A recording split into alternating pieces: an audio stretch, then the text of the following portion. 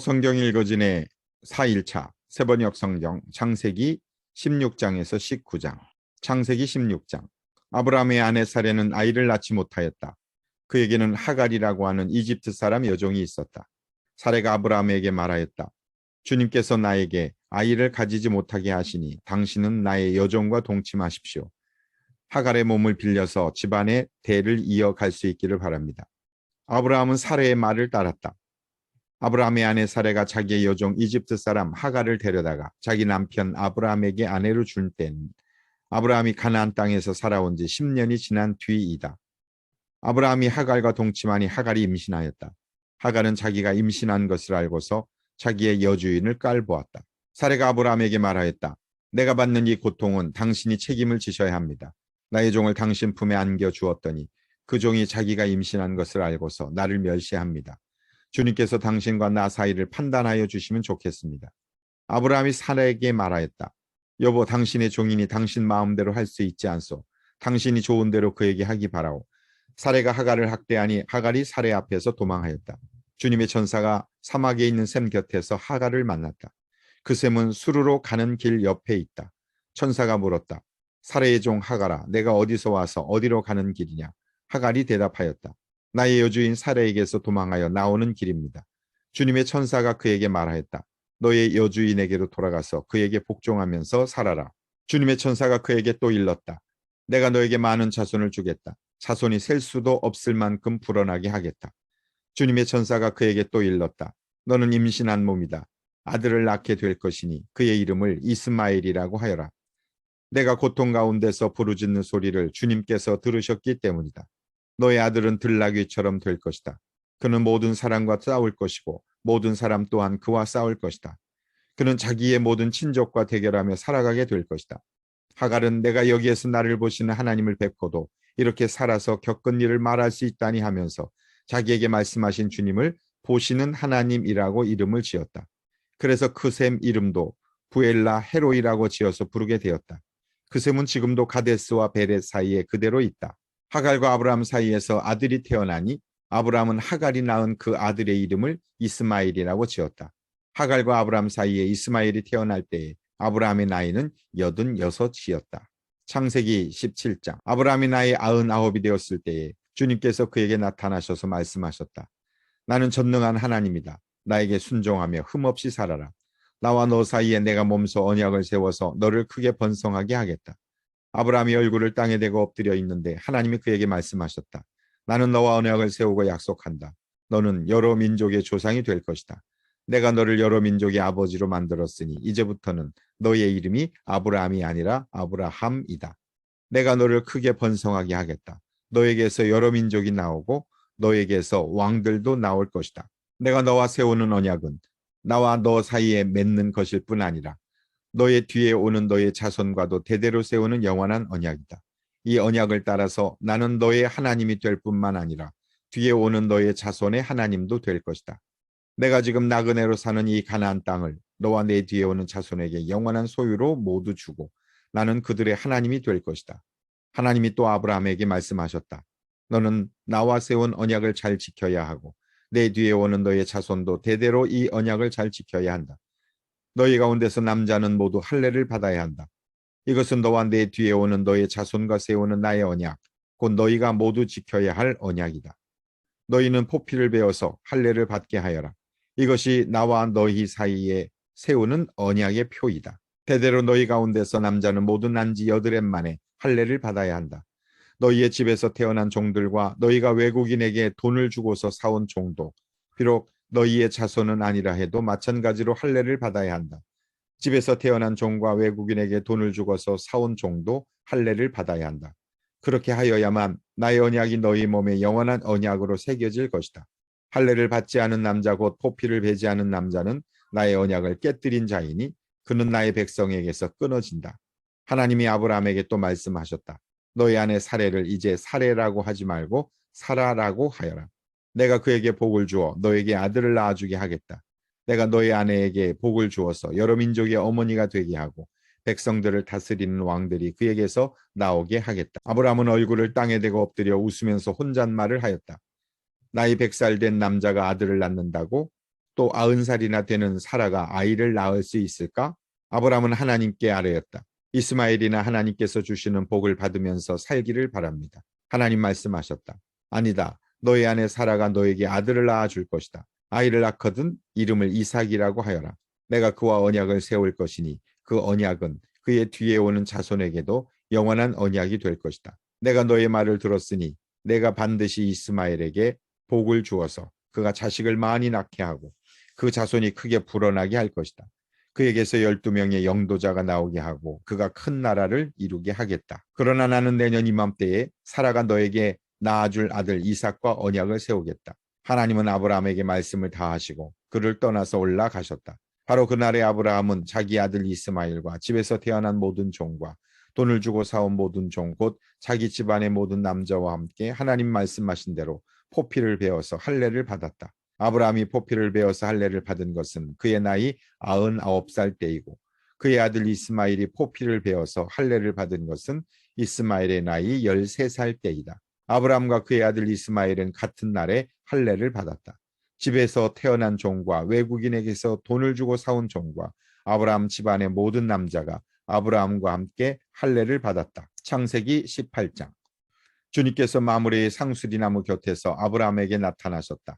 한창 더운 대낮에 아브라함은 자기의 장막 어귀에 앉아 있었다. 아브라함이 고개를 들고 보니 웬 사람 셋이 자기의 맞은편에 서 있었다. 그는 그들을 보자 장막 어귀에서 달려나가서 그들을 맞이하며 땅에 엎드려서 절을 하였다. 아브라함이 말하였다. 손님들께서 저를 좋게 보시면 이 종의 곁을 그냥 지나가지 마시기 바랍니다. 물을 좀 가져오라고 하셔서 발을 씻으시고 이 나무 아래에서 쉬시기 바랍니다. 손님들께서 잡수실 것을 제가 조금 가져오겠습니다. 이렇게 이 종에게로 오셨으니 좀 잡수시고 기분이 상쾌해진 다음에 길을 떠나시기 바랍니다. 그들이 대답하였다. 좋습니다. 정 그렇게 하라고 하시면 사양하지 않겠습니다. 아브라함이 장막 안으로 뛰어들어가서 사라에게 말하였다. 빨리 고운 밀가루 3스아를 가지고 와서 반죽을 하여 빵을 좀 구우시오. 아브라함이 집짐승 떼가 있는 대로 달려가서 기름진 좋은 송아지 한 마리를 끌어다가 하인에게 주니 하인이 재빨리 그것을 잡아서 요리하였다. 아브라함이 엉긴 젖과 우유와 하인이 만든 송아지 요리를 나그네들 앞에 차려 놓았다. 그들이 나무 아래에서 먹는 동안에 아브라함은 서서 시중을 들었다. 그들이 아브라함에게 물었다. 대개 부인 사라는 어디에 있습니까? 아브라함이 대답하였다. 장막 안에 있습니다. 그때 주님께서 말씀하셨다. 다음에 이맘때에 내가 반드시 너를 다시 찾아오겠다. 그때 너의 아내 사라에게 아들이 있을 것이다. 사라는 아브라함이 등지고 서 있는 장막 어귀에서 이 말을 들었다. 아브라함과 사라는 이미 나이가 많은 노인들이고 사라는 월경마저 그쳐서 아이를 낳을 나이가 지난 사람이다. 그러므로 사라는 나는 기력이 다 쇠진하였고 나의 남편도 늙었는데 어찌 나에게 그런 즐거운 일이 있으랴 하고 속으로 웃으면서 중얼거렸다. 그때 주님께서 아브라함에게 말씀하셨다. 어찌하여 사라가 웃으면서 이 늙은 나이에 내가 어찌 아들을 낳으랴 하느냐? 나주가 할 수 없는 일이 있느냐? 다음에 이맘때에 내가 다시 너를 찾아오겠다. 그때 사라에게 아들이 있을 것이다. 사라는 두려워서 거짓말을 하였다. 저는 웃지 않았습니다. 그러나 주님께서 말씀하셨다. 아니다. 너는 웃었다. 그 사람들이 떠나려고 일어서서 소돔이 내려다 보이는 데로 갔다. 아브라함은 그들을 바래다 주려고 함께 얼마쯤 걸었다. 그때 주님께서 말씀하셨다. 내가 앞으로 하려고 하는 일을 어찌 아브라함에게 숨기랴. 아브라함은 반드시 크고 강한 나라를 이룰 것이며 땅 위에 있는 나라마다 그로 말미암아 복을 받게 될 것이다. 내가 아브라함을 선택한 것은 그가 자식들과 자손을 잘 가르쳐서 나에게 순종하게 하고 옳고 바른 길을 하도록 가르치라는 뜻에서 한 것이다. 그의 자손이 아브라함에게 배운 대로 하면 나는 아브라함에게 약속한 대로 다 이루어 주겠다. 주님께서 또 말씀하셨다. 소돔과 고모라에서 들려오는 저 울부짖는 소리가 너무 크다. 그 안에서 사람들이 엄청난 죄를 저지르고 있다. 이제 내가 내려가서 거기에서 벌어지는 모든 악한 일이 정말 나에게까지 들려온 울부짖음과 같은 것인지를 알아보겠다. 그 사람들은 거기에서 떠나서 소돔으로 갔으나 아브라함은 주님 앞에 그대로 서 있었다. 아브라함이 주님께 가까이 가서 아뢰었다. 주님께서 의인을 기어이 악인과 함께 쓸어버리시렵니까? 그 성 안에 의인이 50명이 있으면 어떻게 하시겠습니까? 그래도 주님께서는 그 성을 기어이 쓸어버리시렵니까? 의인 50명을 보시고서도 그 성을 용서하지 않으시렵니까? 그처럼 의인을 악인과 함께 죽게 하시는 것은 주님께서 하실 일이 아닙니다. 의인을 악인과 똑같이 보시는 것도 주님께서 하실 일이 아닌 줄 압니다. 세상을 심판하시는 분께서는 공정하게 판단하셔야 하지 않겠습니까? 주님께서 대답하셨다. 소돔성에서 내가 의인 50명만을 찾을 수 있으면 그들을 보아서라도 그 성 정체를 용서하겠다. 아브라함이 다시 아뢰었다. 티끌이나 재밖에 안 되는 주제에 제가 주님께 감히 아뢰입니다. 의인이 50명에서 5이 모자란다고 하면 어떻게 하시겠습니까? 5이 모자란다고 성 전체를 다 멸하시겠습니까? 주님께서 대답하셨다. 내가 거기에서 45명만 찾아도 그 성을 멸하지 않겠다. 아브라함이 다시 한번 주님께 아뢰었다. 거기에서 40명만 찾으시면 어떻게 하시겠습니까? 주님께서 대답하셨다. 그 40명만 보아서 내가 그 성을 멸하지 않겠다. 아브라함이 또 아뢰었다. 주님도 하지 마시고 제가 말씀드리는 것을 허락하여 주시기 바랍니다. 거기에서 30명만 찾으시면 어떻게 하시겠습니까? 주님께서 대답하셨다. 거기에서 30명만 찾아도 내가 그 성을 멸하지 않겠다. 아브라함이 다시 아뢰었다. 감히 주님께 아뢰입니다. 거기에서 20명만 찾으시면 어떻게 하시겠습니까? 주님께서 대답하셨다. 20명을 보아서라도 내가 그 성을 멸하지 않겠다. 아브라함이 또 아뢰었다. 주님도 하지 마시고 제가 한 번만 더 말씀드리게 허락하여 주시기 바랍니다. 거기에서 10명만 찾으시면 어떻게 하시겠습니까? 주님께서 대답하셨다. 10명을 보아서라도 내가 그 성을 멸하지 않겠다. 주님께서는 아브라함과 말씀을 마치신 뒤에 곧 가시고 아브라함도 자기가 사는 곳으로 돌아갔다. 창세기 19장. 저녁 때 두 천사가 소돔에 이르렀다. 롯이 소돔성 어귀에 앉아 있다가 그들을 보고 일어나서 맞으며 얼굴을 땅에 대고 엎드려 청하였다. 두 분께서는 가시는 길을 멈추시고 이종의 집으로 오셔서 발을 씻고 하룻밤 머무르시기 바랍니다. 내일 아침에 일찍 일어나셔서 길을 떠나시기 바랍니다. 그들은 대답하였다. 아닙니다. 우리는 그냥 길에서 하룻밤을 묵을 생각입니다. 그러나 롯이 간절히 권함으로 마침내 그들이 롯을 따라서 집으로 들어갔다. 롯이 그들에게 누룩 넣지 않은 빵을 구워서 상을 차려주니 그들은 롯이 차려준 것을 먹었다. 그들이 잠자리에 들기 전에 소돔성 각 마을에서 젊은이 노인 할 것 없이 모든 남자가 몰려와서 그 집을 둘러쌌다. 그들은 롯에게 소리쳤다. 오늘 밤에 당신의 집에 온 그 남자들이 어디에 있어? 그들은 우리에게로 데리고 나오시오. 우리가 그 남자들과 상관 좀 해야 하겠소. 롯은 그 남자들을 만나려고 바깥으로 나가서는 뒤로 문을 걸어 잠그고 그들을 타일렀다. 여보게들 제발 이러지 말게.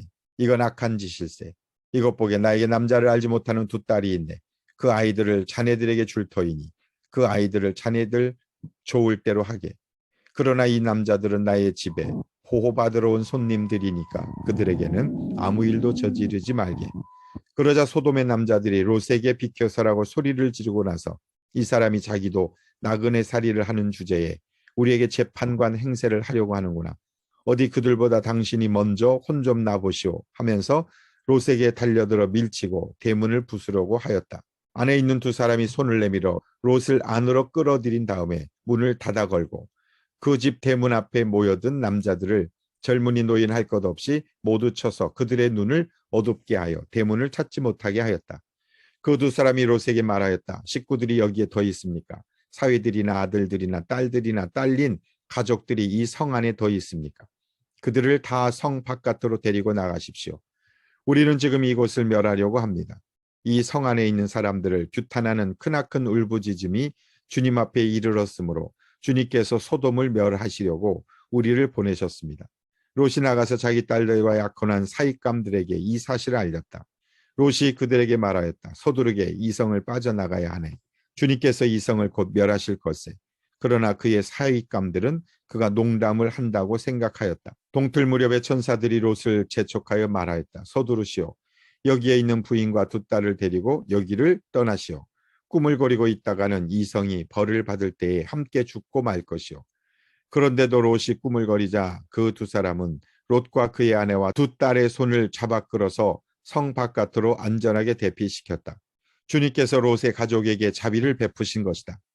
그 두 사람이 롯의 가족을 성 바깥으로 이끌어내자마자 그 가운데 한 사람이 롯의 가족에게 말하였다.